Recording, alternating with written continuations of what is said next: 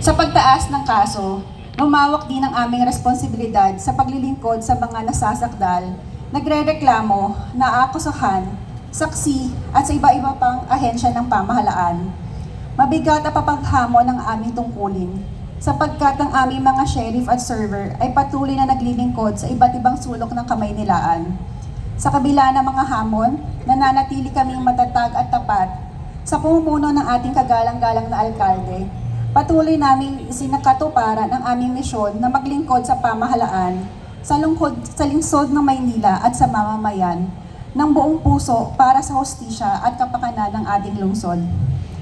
Bilang pagtatapos, naway patuloy tayong patnubayan ng Diyos upang magampanan natin ang ating tungkulin ng may lakas, karunungan at katapatan. Magandang umaga po at mabuhay tayong lahat. Buong karangalan po ang pinapakilala ang ating kagalang-galang na alkalde ng lungsod ng Maynila, Mayor Francisco Isko Moreno Domagoso, upang ihatid ang kanyang lingguhang mensahe.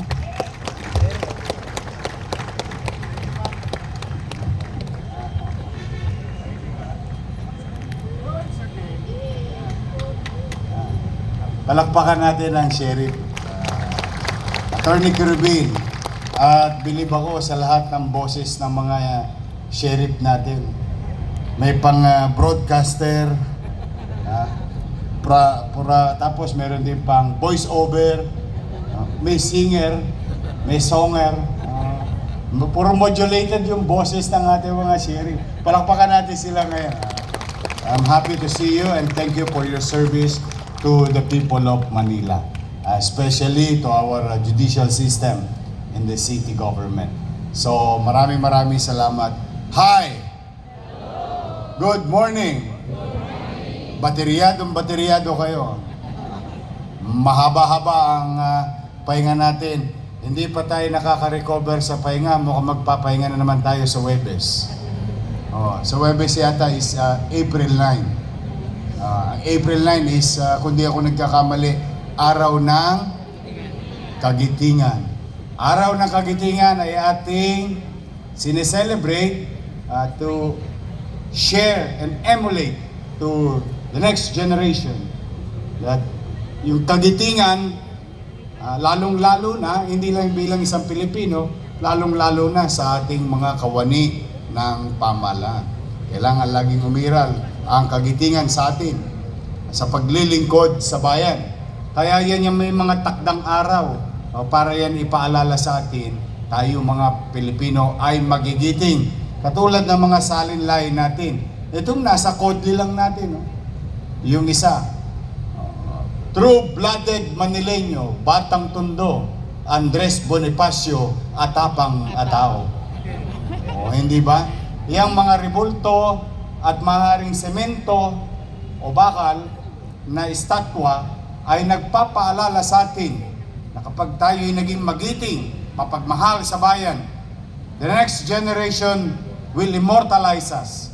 This is a reminder. Yung mga estatwa na yan, kapag ikay naglingkod ng maayos sa taong bayan, yan ang isusukli sa iyo ng Estado. Habang buhay kang alalahanin or aalalanin or mali. Hindi naman ako kapampangan eh. Ito wala yung age. Simbolo na ipinakikita to those passers-by that if you do good to your fellow men, you will be immortalized.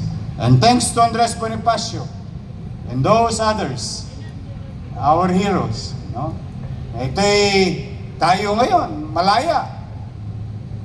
Malayang-malaya. Hirap, pero malaya dahil sa kanilang mga sakripisyo. Kaya ang paglilingkod sa bayan ay laging may kahalong sakripisyo. Hindi lamang to puro biyaya or bonus or maybe kung ano man, thank you kung meron. But the good thing about being in the service, sabi ng kasabihan sa Ingles, many are called but few are chosen. You are the chosen one to be of service to the people. Saka masarap talaga ang trabaho to. Lagi ko to sinasabi. Saan ka pa naman nakakita ng trabaho? Tumutulong ka na sa kapwa, naglilingkod ka na sa kapwa, pagdating ng 15 at 30, may sweldo ka. Hindi ba masarap ang pakiramdam na iaayos mo ang sarili mo pero nagiging bahagi ka rin ng pagsasaayos ng ating pamayanan, ng mamamayan, ng siyudad at ng ating bansa. And I would like to share to you of what the city government of Manila did last week. It's now part of a conversation all over the country today. That includes the national government. When the city government came up with an idea of hiring our jeeps in the city to provide free fare or libreng pamasahe. And last week, when we implemented it, about 365,000 riding public benefited in 2 days. That only cost us less than 8 million pesos. And if you divide 360 plus, at 8 million, lalabas tayo ay mga 25 pesos lamang ang naging cost of acquisition of service to each and every riding public who benefited from the project. So just imagine, kung nakadalawang biyahe ka, Tasikwent, magkano na ngayon ng Tapsilog, magkano ng tanghalian, or ano pa man bagay, na at least dito man lang makaramdam ng kagaangan ang ating mga mananakay. O marahil yung iba sa inyo, nagbenepisyo na dito. But today, we will continue and we will fulfill our promise to make it 5 days, at least 1 week. 1 week man lang. Kasi EDNEB lang yung natabi ko. 4 na milyon isang araw.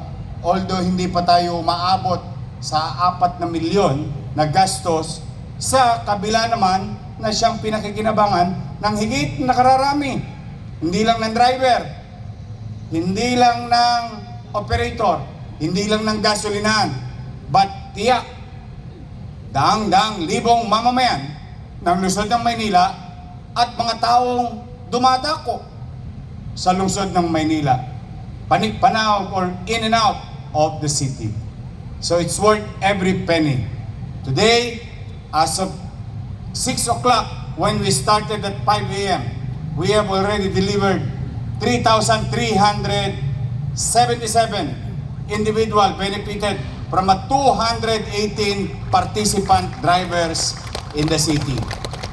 As this day progress, I think we may break the record again of delivering such services. Lahat na kinabang sa 3-5 lang, lahat umikot. Masaya ang tao, lalo na't mga negosyante na kararating sa takdang oras ang kanilang mga empleyado. Sa empleyado o mamamayan o estudyante, walang tosgas. Sagot ng gobyerno ng Maynila. And these things, this idea, is now being talked about. And I think we will be hearing soon from the national government. Or maybe it's time for the what you call whole nation approach, wherein maybe, hopefully, cross finger, the private sector may or can participate in this endeavor.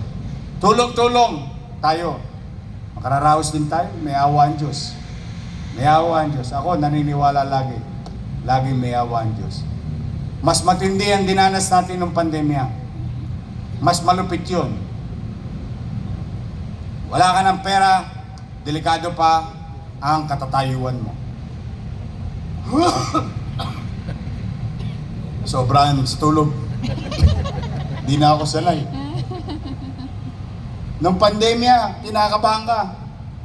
Dahil mo pa adik, tamang hinala ka lagi sa kausap mo. Kasi umubo pa lang, COVID yan. But, if there's one good thing, us being Filipino and Manileño, we are very resilient individuals. Yes, we have suffered enough in the past, even our forefathers. Lahat na yata ng hambalos ng kalamidad, insidente, ipinalo na yata sa atin. Pero, awa ng Diyos, ngayong umaga, magkakasama tayo.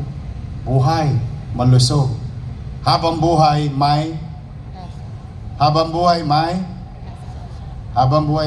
Pag-asa. hindi ko na maalala yung sinabi ng pare. Pag-asa. Yun po, yan ang mawawala sa atin bilang Pilipino, bilang tao. We must continue to pursue better things to be delivered to our constituency. Kaya sa ating mga driver ng jeep, nasaan man kayo ngayon, pwede ba palakpakan natin mga jeepney driver natin? Nasaan man kayo ngayon, I, as your mayor, would like to thank each and every one of you on behalf of the people of Manila and to those people who comes in and out of the city for delivering free services to riding public. Another week, let's make use of this 3 days. Kasi 3 days lang atang, saan na si Joe? Walang sok pa sa Webes, no?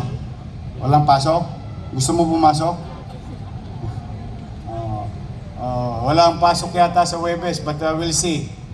But for the meantime, today is the day, another week, start of the week, and start an opportunity to be of service to the people. Yun ang masarap dito.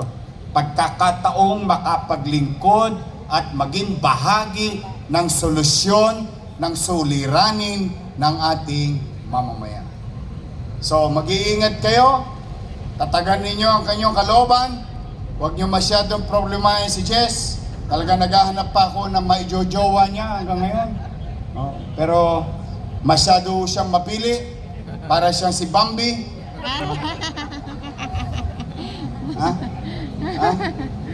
Nagulat nga ako kay Vice Mayor, kala ko 4 na araw lang bakasyon, nagpakasal na eh. Bago na pa. See, when you smile, tingnan ninyo. Tingnan niyo yung mga itsura niya. Tingin ka sa wakali. Tingnan mo yung sa kaliwa mo. Tingnan mo yung sa kaliwa mo. Sabi mo, ang ganda mo. Tingnan mo yung nasa kanan mo. Ang ganda mo. See? Yeah. Can you imagine how resilient we are? We are facing global crisis. Economic challenges, each and every one. Lahat tayo tinatamaan, ha? Pero kita ninyo, I'm pretty sure, noong Huwebes Santo, Biyernes Santo, lahat ng karaoke, kinanta ninyo. Why? Because life will continue. Life will go on. Challenges in our life teaches us a very good lesson. A lesson that can we learn and utilize for the next or future problem. And that also strengthens us emotionally and psychologically. So that's why, don't worry. Be happy. And be grateful to God. So mag-iingat kayo. Huwag kayong magkakasakit. Kailangan ko kayo. Magandang umaga. Pagpalain nawa kayo ng Pong May Kapal. Manila! God first. God first. Thank you.